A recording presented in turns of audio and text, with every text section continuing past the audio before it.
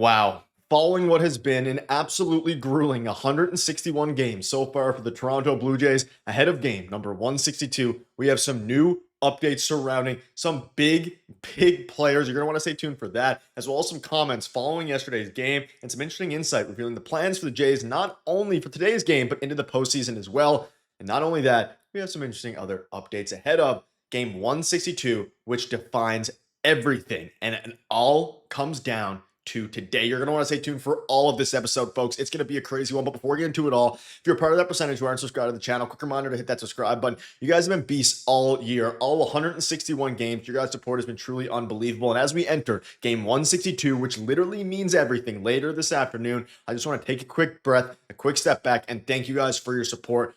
Daily videos every single day. Haven't missed a video in over 2 years. This is the place to be for daily Jays content. Folks, let's dive right into it today. It is a crazy day. It is a wild day. And I know a lot of you guys, like myself, are probably feeling a little bit anxious right now, a little bit nervous for what's going to be the game of our lives, hopefully, as it pertains to the regular season. We have a bunch of comments to go over, a bunch of updates, but I want to set the stage with this. The Jays are officially locked into either finishing first or fourth in the AL postseason bracket. Boston and Detroit are the only teams that can still finish number 5. Either the Blue Jays advance straight to the ALDS with a win today, or they begin a wildcard series versus the Red Sox or Tigers on Tuesday. So I want to set the stage with this. We do have a few updates and some interesting things regarding Kevin Gausman today, but I want to start with this here.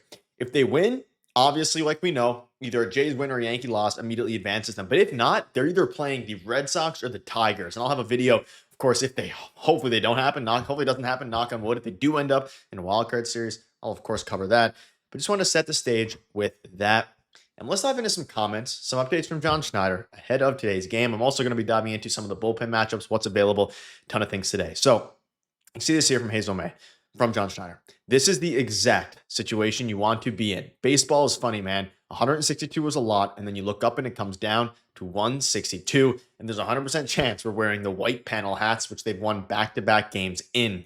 And folks, if this doesn't fire you up, I don't know what will. Now, we know some updates have come out. Gausman is the starter today. And some interesting updates came out basically revealing that either A, if they would have lost yesterday's game, maybe Gausman would have not pitched. Gausman is going as if it is a normal start. That's what Buck Martinez said on the broadcast yesterday, and that's what we heard after the game as well. So we assume he's going to be going, or at least that's what we're assuming after the game. John Schneider hasn't explicitly said.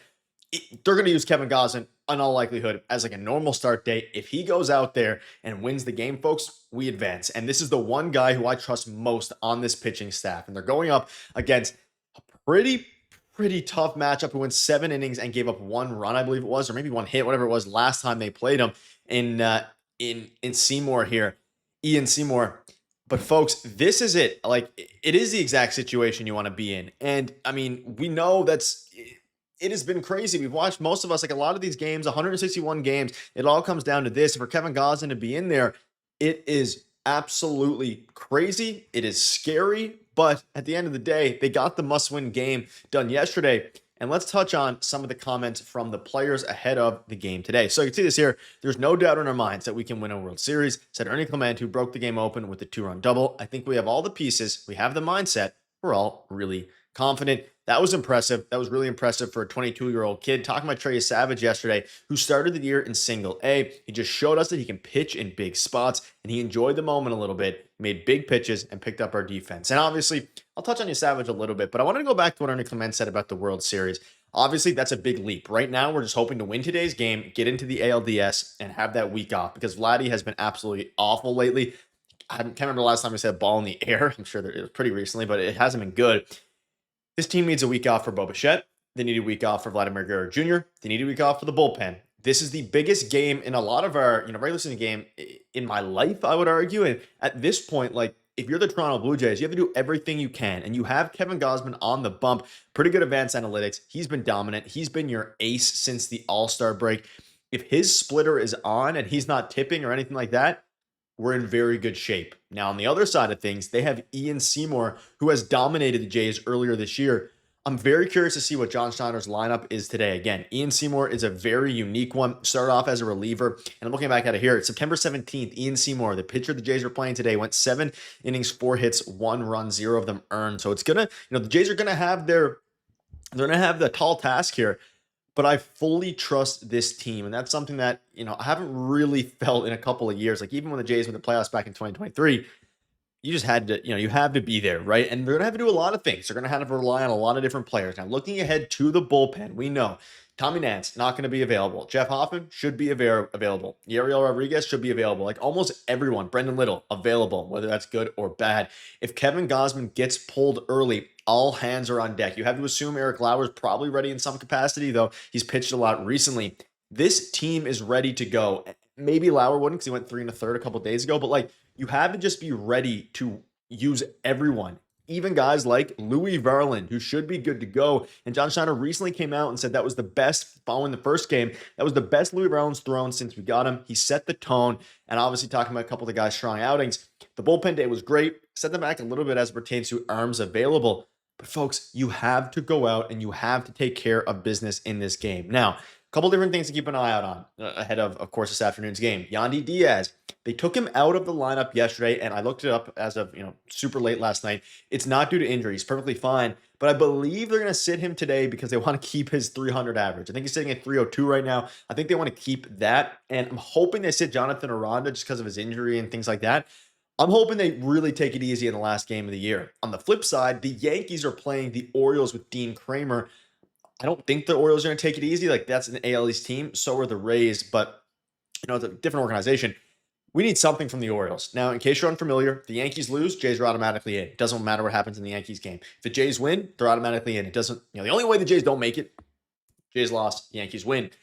They play at the same time. I think 2 minutes early for the Jays. They play at the exact same time. So there's you're going to have to be scoreboard watching. But if the Jays take care of business and the rest does not matter, and if this team comes out and they flop tomorrow, well, we can look back and say, okay, that horrible stretch of play for the past few weeks set them back. If they win tomorrow, or today, sorry, I'm saying tomorrow. If they win today, do you think, okay, this is what championship teams do. This is what Ernie Clement is talking about. This is why Trey Savage had one of the best outings in any rookie in Jays history, given the scenario.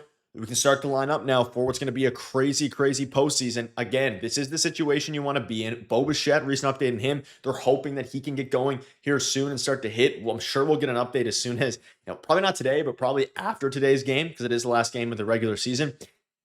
He's going to be back for the ALDS, I truly believe. But again, some interesting updates on that front. At the end of the day, Gausman today, you set yourself up for either a brutal matchup against either the Red Sox or the Tigers. Wouldn't want to play either, though the Tigers would be the more favorable one, I think, because yes, you're playing Tarek Skubal, but like they've been horrible and free falling. Astros got eliminated in the playoffs off of a hit by pitch from the Rangers losing. It was hilarious because the Guardians won.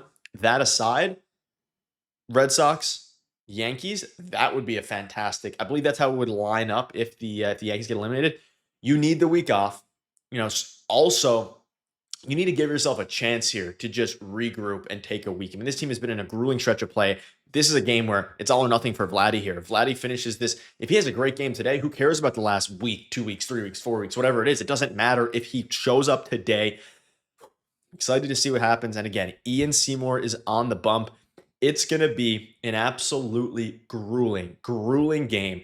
And let's hope the Toronto Blue Jays can get it done. And quickly before we wrap up here, again, this isn't a typical video in the sense of I'm extremely nervous right now. I'm sure a lot of you guys are. Let me know down below your score predictions. And I'm just going over it here. Last time the Jays played Ian Seymour about a week or so ago, the lineup was Springer, Schneider, Vladdy, Kirk, Ty France, Ernie Clement, Addison Barger, Kenneth Leffa, and Miles Straw. So take with that what you will. It's going to be an interesting one, but at the end of the day, I'm horribly nervous. But guess what? At the end of the day, that's the exact reason you play the game. Keep in mind, folks, Ian Seymour is a lefty going up against the righty Kevin Gausman. So we're definitely going to see Davis Schneider. We're definitely going to see Alejandro Kirk, Vladdy, Ernie Clement's going to get back in there. We'll probably still see Dalton Varsho. We might see Miles Straw appearance, which is kind of crazy. There's no Ty France. He's out in the IL. Anthony Santander is definitely getting in there. So maybe we don't see, Miles Straw. We probably won't because, Anthony Santander is getting in there. It's going to be crazy. Buckle up, folks. And also, before we wrap up, again, this wasn't a typical video. There's not as much. There was a few updates, but not as much. It's more of like not preview, but preparing you all for what the story is. I want to thank each and every one of you for what has been a crazy, crazy season. I'll have another video later today, no matter what. Your guys' support truly means the world to me every single day, making multiple videos for you all. I see every one of you down below in the comments, whether it's good or bad. Thank you. Live streams are coming soon as well. It's been very hectic, but You guys are the best. If you've made it this far in the video, I want to thank you personally, each and every one of you. You truly mean the world to me. Let's buckle up, enjoy the game, and no matter what happens, folks, no matter what happens, this was a team none of us expected to get to this point. Not a lot of us expected to make the playoffs. One win, you're in the ALDS, and we get to see a championship or division series, hopefully a championship series and a World Series in Toronto for the first time in 9 years. Buckle up, folks. It's going to be a crazy day. Thank you guys for watching. You truly mean the world to me. Hopefully, I'm talking to you in a few hours here, in like 8 hours, 9 hours, 12 hours, whatever it is, with a big win and a big celebration. Cheers.